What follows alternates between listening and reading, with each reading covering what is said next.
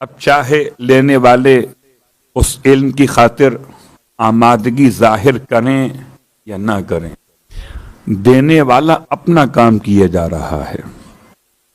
کل کی بات سے آج کی بات کو مربوط کرتے ہوئے، کل میں نے آپ کی خدمت میں ایک سوال کا جواب رکھا تھا، اور وہی سوال امام حسن مجتبیٰ علیہ الصلوۃ والسلام سے بھی کیا گیا۔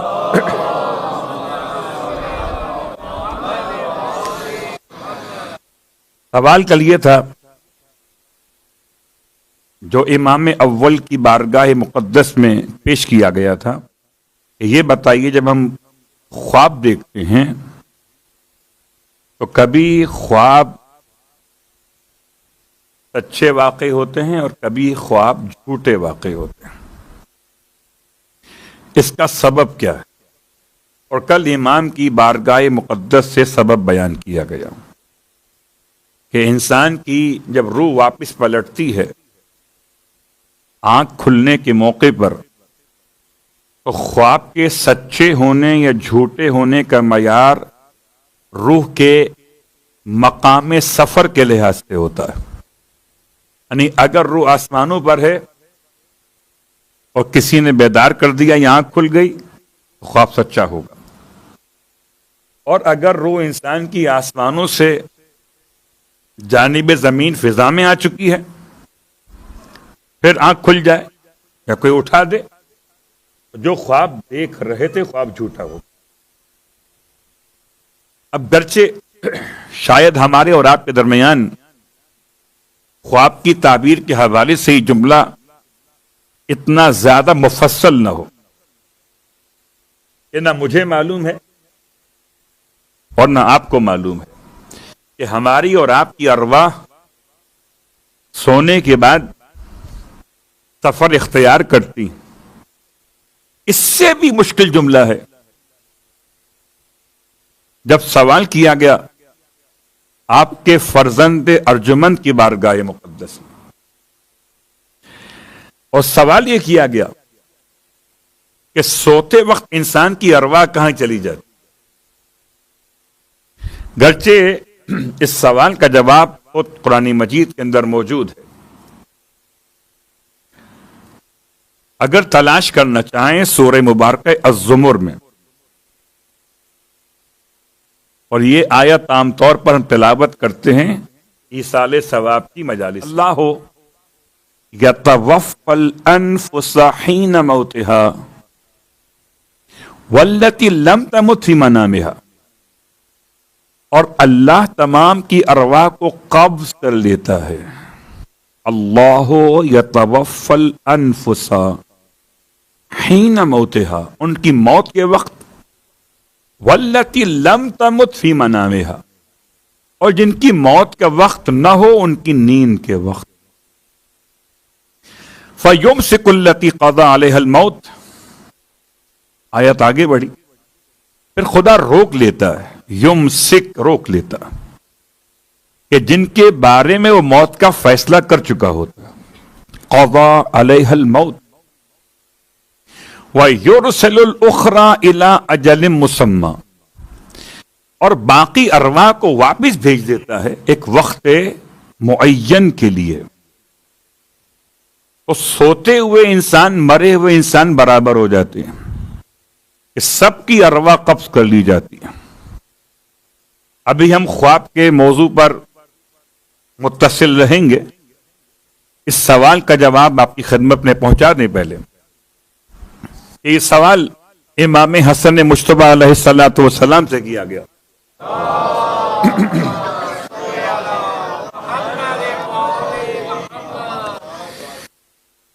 اور سوال یہ تھا،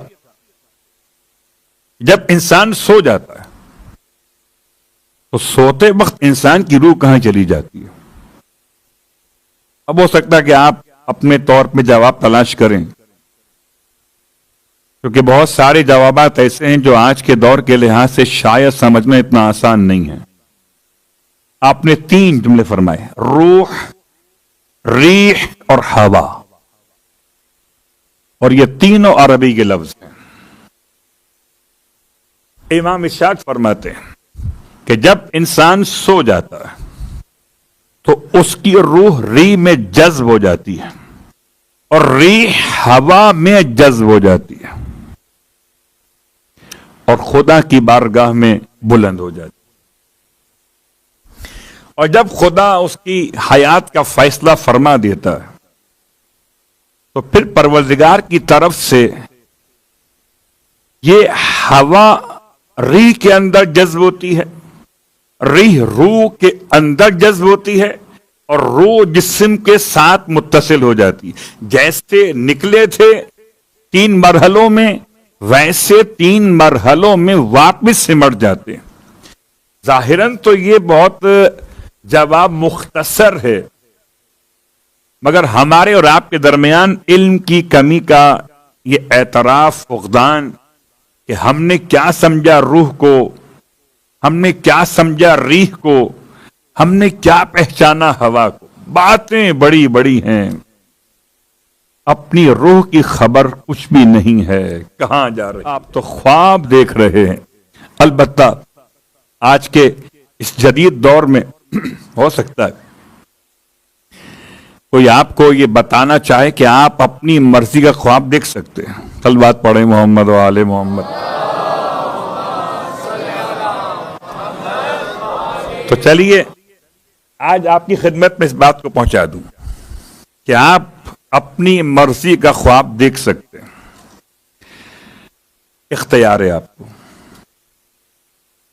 مگر اس اختیار کے حاصل کرنے کے لیے کہ آپ اپنی مرضی کا کیا خواب دیکھنا چاہتے ہیں، خواب کا تعلق کن باتوں سے ہے، اس سے پہلے نیند کا تعلق کن باتوں سے ہے، اور نیند کے تعلق کو خواب کے تعلق سے بیان کرنے سے پہلے شہزادی کونین صلوات اللہ علیہ کی دعائے مقدس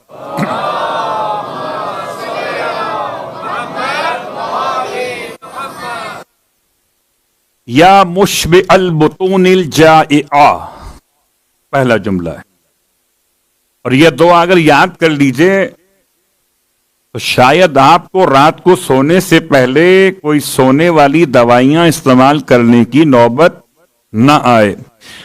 کبھی کبھی ایسی دعائیں پڑھتے ہوئے ڈر لگتا ہے ڈاکٹر حضرات سے، ایسا نہ ہو کہ وہ کہیں کہ ہماری روزی کو آپ نے ختم کر دیا۔ اگر ساری دعائیں ہم بتا دیں گے دوائیں کون لے گا؟ صلوات پڑھیں محمد والے۔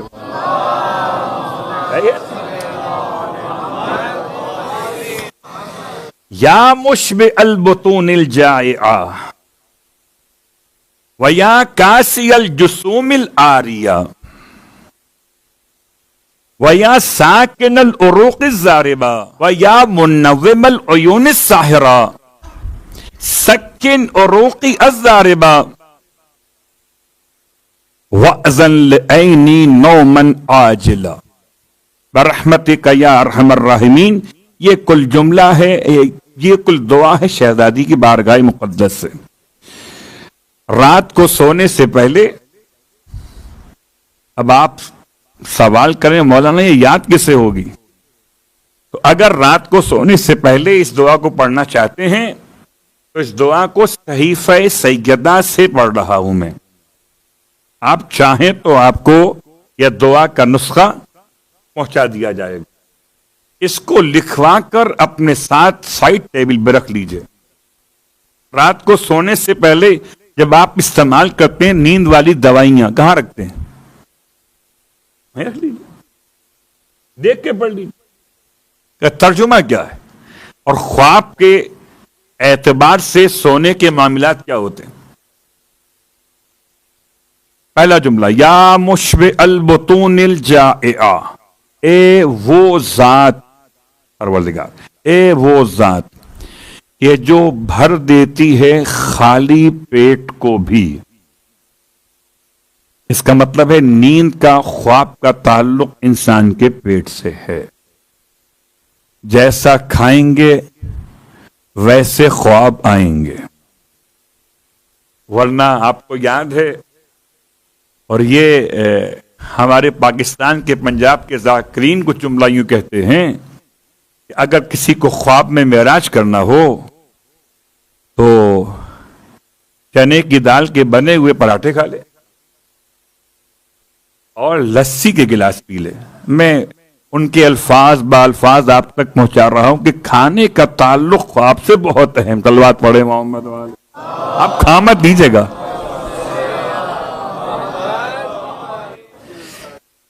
آپ کھا مت لیجیے گا. یہ صرف بتانے کا مطلب یہ کہ جو کھائیے گا اس کا تعلق نیند سے بھی اور خواب سے بھی ہے. یا مشبع البطون الجائعہ، اے وہ ذات کہ جو بھوکے یعنی خالی پیٹ کو بھر دیتی ہے. وَيَا کَاسِيَ الْجُسُومِ الْعَارِيَةِ، اور اے وہ ذات جو بے لباس بدن کو لباس عطا کرتی ہے. کاسی کسا سے ہے. یا کاسی الجسوم العاریہ، جسم عاریہ، خالی جسم کو جو لباس پہناتی ہے پروردگار کی ذات ہے. اس کا مطلب یہ ہوا کہ نیند کا تعلق آپ کے خواب کا تعلق آپ کے لباس سے بھی ہے. لباس تنگ ہوگا تو خواب میں کھلی فضا کہاں ملے گی. یا کاسی الجسوم العاریہ. اور تیسرا جملہ وَيَا سَاكِنَ الْعُرُوقِ الزَّارِبَةِ، اور یہ جملہ تو کمال کا ہے. پروردگار وہ ہے کہ جو سکون عطا کرتا ہے بےتاب رگوں کو. نیند کیوں نہیں آتی؟ کیا بلڈ پریشر بڑھ جاتا ہے، رگیں درد کر رہی ہیں؟ کون ہے جو سکون دیتا ہے؟ یا ساکن العروق الزاربہ، اے وہ ذات جو بےتاب رگوں کو سکون دیتی ہے. اس کا مطلب ہے کہ اگر بدن میں درد ہو، رگوں میں بے سکونی ہو، تو انسان کو نہ تو نیند بہتر آتی ہے نہ خواب اچھے آئیں گے. اب آئیے نمبر 4، شہزادی کی بارگاہ مقدس سے اس دعا کا چوتھا جملہ. ہم سمجھ رہے تھے کہ بی بی شہزادی فرمائیں گی پروردگار آنکھوں میں نیند دے دے، بات ختم ہو جائے گی. شہزادی کونین نے آنکھوں کی نیند کے مسئلے کو اٹھایا خدا کی بارگاہ سے، شکم سیری سے، لباس کے انتخاب سے اور خدا کی مہربانیوں کے بیان سے. پھر فرمایا وَيَا مُنَوِّمَ الْعُيُونِ السَّاحِرَةِ، اور اے وہ ذات کے جو بیدار آنکھوں کو نیند کی دولت عطا کرتی ہے. منوم، اے نوم عطا کرنے والے. العیون آنکھوں کی جمع، الساحرہ بیدار. بیدار آنکھوں کو نیند کا تحفہ عطا کرنے والے خدا. اللہ اکبر. میں سوچتا ہوں اگر آل محمد نہ ہوں تو کس کو پتا چلے کہ خدا کی صفات کیا ہیں، خدا کی مہربانیاں کیا ہیں. اللہ اکبر. ان 4 جملوں کے بعد شہزادی نے، ابھی تک دعا نہیں آئی ہے، دعا کا مطلب خدا سے مانگنا، ابھی خدا کی تعریف آئی ہے. اب الفاظ مانگنے والے آئے.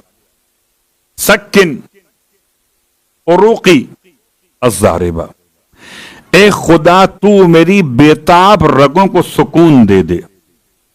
وَأَذَن لِعَيْنِي نَوْمًا عَاجِلًا، اور اے خدا میری آنکھوں کو نیند کی اجازت عطا فرما دے. ایسی نیند کے عاجلہ، وہ جو آپ کہتے ہیں معجل اور معجل عین کے ساتھ، یہ عاجلہ عین سے ہے. ہو سکتا ہے میرے تلفظ میں آپ کو واضح نہ ہوا ہو، اس لیے میں نے کھول دیا. عاجلاً عین سے، ایسی نیند عطا کر کہ جو فوری واقع ہو جائے. صلوات پڑھے محمد وآل محمد.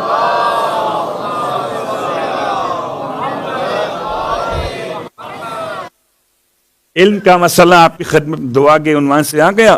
اور اب جب سونے سے پہلے کی دعا آپ نے پڑھی تو سونے کے آداب میں اگر آپ خواب اپنی مرضی کا دیکھنا چاہتے ہیں تو 2 عنوانات ہیں اس حوالے سے.